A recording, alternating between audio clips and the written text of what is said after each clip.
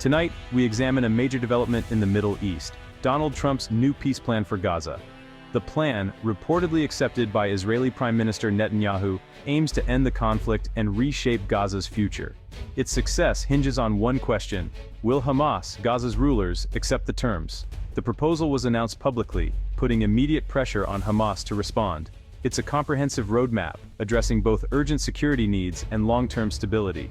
Central to the plan is replacing Hamas with a transitional authority tasked with rebuilding Gaza and pursuing broader peace. International partners are expected to play a key role, bringing new dynamics to the region. The plan's boldness lies in its demand for a complete shift in Gaza's leadership. Several Arab nations have shown initial support, but the real test is whether all sides, especially Hamas, will cooperate. Gaza's cycle of violence has left it in ruins. This plan offers a potential way out. It promises reconstruction and a new future, but comes with an ultimatum: accept or face consequences. Trust is in short supply, making the path forward uncertain. The world is watching to see if this proposal can finally break the deadlock. Will this be a turning point, or just another failed attempt at peace? The stakes for Gaza and the region have never been higher. At the heart of the plan is an immediate ceasefire, triggered once all parties agree. The first step: all Israeli hostages in Gaza must be released within 72 hours. In return, Israel would release over 2,000 Palestinian prisoners. Once the exchange is complete, all military actions would halt and battle lines would freeze. This pause is designed to create a stable environment for negotiations and the next phases of the plan. The plan also offers amnesty or safe passage for Hamas members who lay down arms, aiming to dismantle the group's military power from within. The goal: remove Hamas as a military threat and clear the way for a new government. Each step depends on the last. If the hostage release fails, the plan collapses. The prisoner exchange is a major concession, signaling sacrifices from both sides. The sequence is structured to address urgent humanitarian needs first, then tackle deeper issues. But the entire process is fragile. One misstep could reignite conflict. The world is watching to see if this first step can hold. The ceasefire is the plan's make-or-break moment.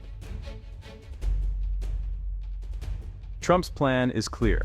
Hamas must relinquish all control over Gaza's governance. No negotiation. A new transitional authority would replace Hamas, ending their rule. Hamas's response will decide Gaza's fate, as the world watches. If Hamas rejects the deal, Trump promises full U.S. support for renewed Israeli military action.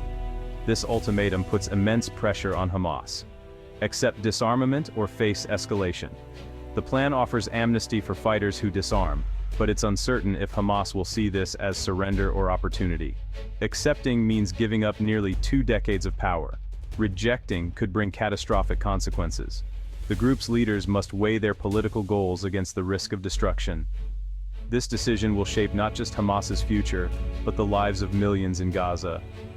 The stakes are existential for all involved. The world waits for Hamas's answer.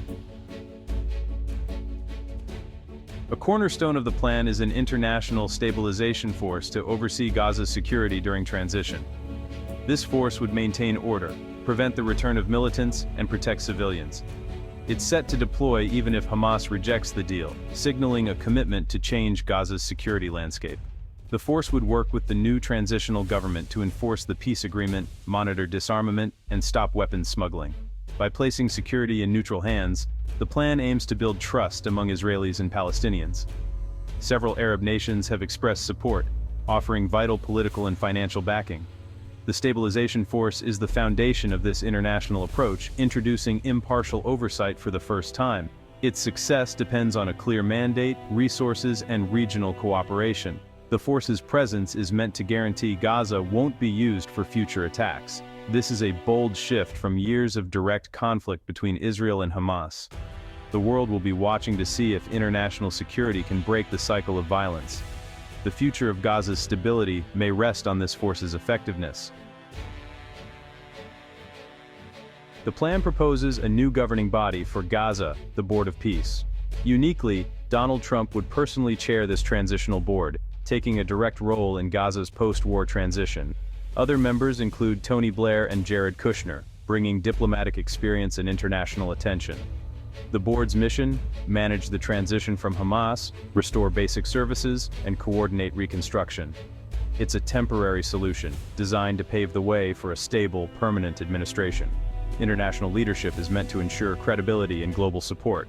The board's focus is practical: rebuilding homes, schools, and hospitals, and reviving the economy. Critics question whether Western-led governance will be accepted by Gazans, but supporters argue it's a necessary break from the past. The board's first priority: restore water, electricity, and begin rebuilding.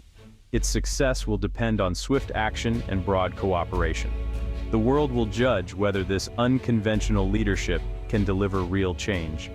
Gaza's future hinges on the board's ability to deliver results. Tony Blair is set for a key role in Gaza's transitional government. Supporters cite his Middle East experience and diplomatic skills. However, Blair's reputation is controversial, especially due to his role in the Iraq War and perceived alignment with US and Israeli interests. Many Palestinians distrust him, questioning his ability to be an impartial mediator. Critics argue his past peace efforts failed to deliver real progress. The debate over Blair highlights the deep divisions the plan must overcome. Ultimately, success depends on the board's ability to win trust and cooperation from all sides. Blair's presence brings both experience and baggage. His effectiveness will be tested in the challenging environment of post-war Gaza. The region's response to Trump's Gaza plan is mixed. Some Arab nations cautiously support the initiative, seeing a chance for stability and reconstruction. Their backing is crucial for funding and political legitimacy. However, skepticism runs deep. Many question the lack of detail and the exclusion of Hamas from negotiations. Palestinian leaders outside Hamas are wary, fearing the plan prioritizes Israeli security over Palestinian rights. The history of failed peace efforts fuels cynicism across the region. Many are waiting for more details before offering real support. The international community is also divided. Some Western allies praise the boldness. Others worry it's one-sided. The United Nations calls for a solution based on international law and mutual agreement.